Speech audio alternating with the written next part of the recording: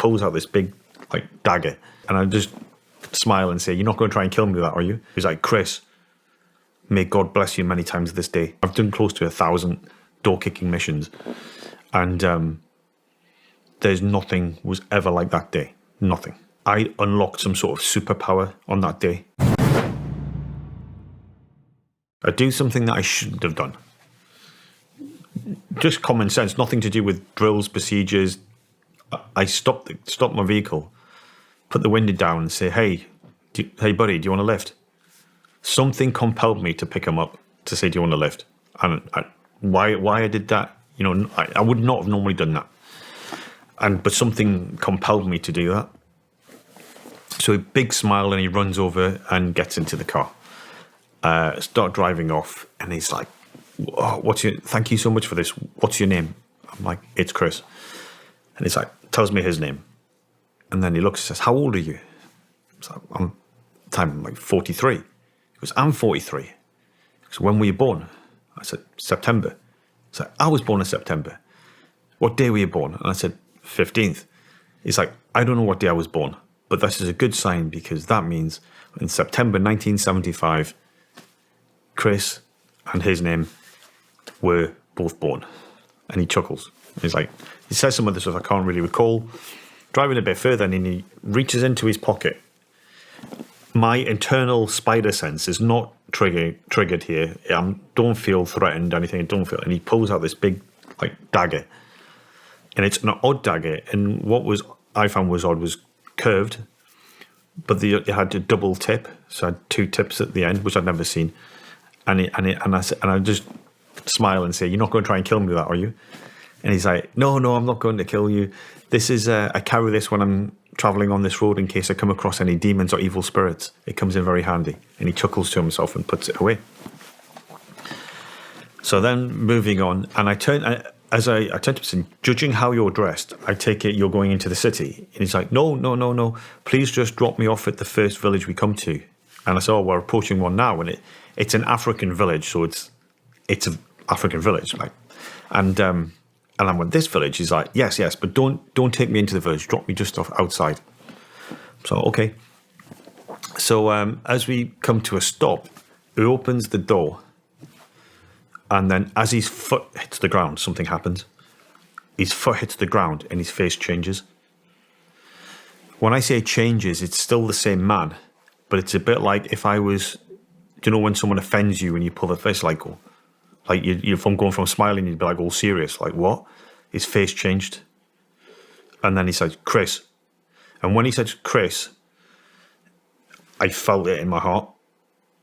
It wasn't loud, but it was loud. It was stern. It was like, it wasn't like he didn't shout Chris, but he could have. Like, and it's hard to explain. It wasn't loud, but it was loud. It wasn't loud, but it was deafening. It was like, "Chris, may God bless you many times this day." And then like that, his face just snapped out of it. And he's like, thank you, thanks. Back in his normal voice, normal face. And he closed the door, and I drove off. And I got about 150 yards down the road. I couldn't see him again. I think he might have just gone into a house or a hut or whatever. And I kind of thought that was odd. But 30 hours later, after the most remarkable day of my life, I came to think about it a lot more. What happened? Well, then, a few hours later, 5 terrorists attacked the D2 hotel complex. 5 hours there, so. But everything, not the strange thing, but traditionally I would see myself as unlucky. And if someone had said, "This is going to happen on your watch," I'd normally say, well, I'm probably going to be on leave, somewhere else, not available, don't hear about it. But from the moment I dropped that man off, and he said, "May God bless you many times this day," everything was perfect. I got my hair cut. I went and got my hair cut after that. Had a haircut. I then had lunch. I then got home, had a shower. And again, I'm not going to go into detail of the incident, but every second counted.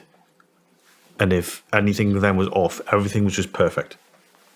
And then not only perfect then, but everything else was just like, yeah. What were you doing when the incident kicked off?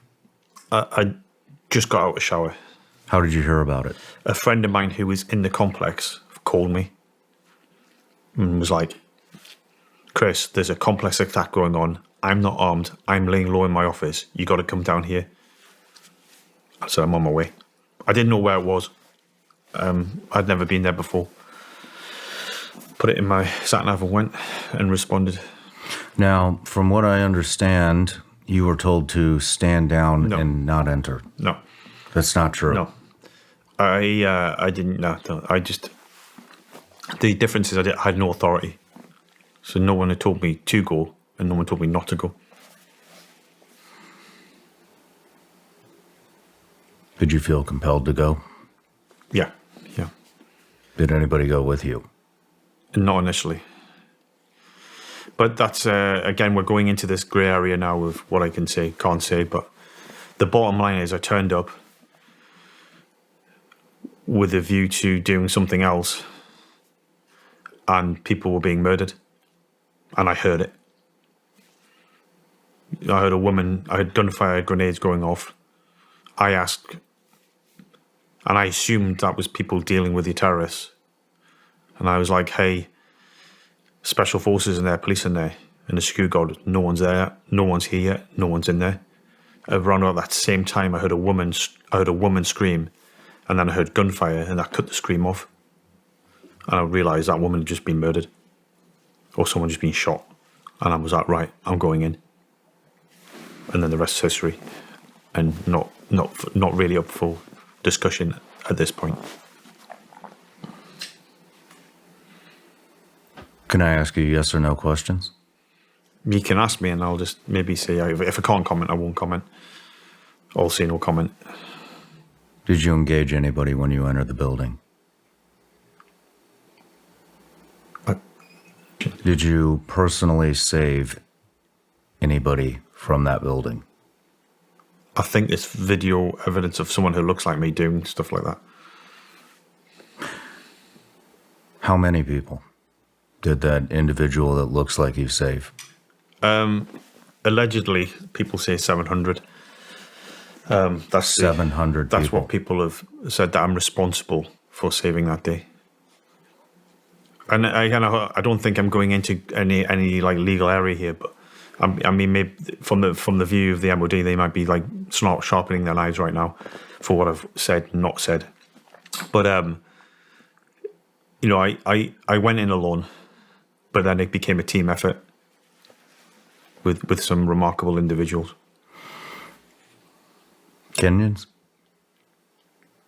Yes. How uncomfortable are you right now? Pretty uncomfortable. So, is there anything you want me to ask you? No, I mean, we can just talk about, again, I think the whole incident, people can see, and the only thing that I can add to the incident is like things that I did inside there and things that happened. And I can, and people have got good imagination, so they can imagine what happened inside there. So I don't need to upset people and break any kind of rules. But that incident happened, and then it finished the next day, and I was there throughout. And I'm just not going to say about what I did exactly. People can probably work it out. But it was the most remarkable day of my life, and I've done close to 1,000 door kicking missions, and there's nothing was ever like that day. Nothing. And people talk about flow state. And whether it be training, I still do CQB today, and you still enter that flow state when you cross the threshold, whatever that be, whether it be skydiving, whether it be a CQB, whether it be some sort of sporting event. There's, when you get dialed in and you like it's on. That day I unlocked some sort of superpower on that day. When I crossed that threshold or whatever that point was, it felt like I could see further. I could hear things. I could move faster. I was stronger. My mental agility. I really unlocked this like flow state, which was like, I'd had similar incidents before my military career. But on that day,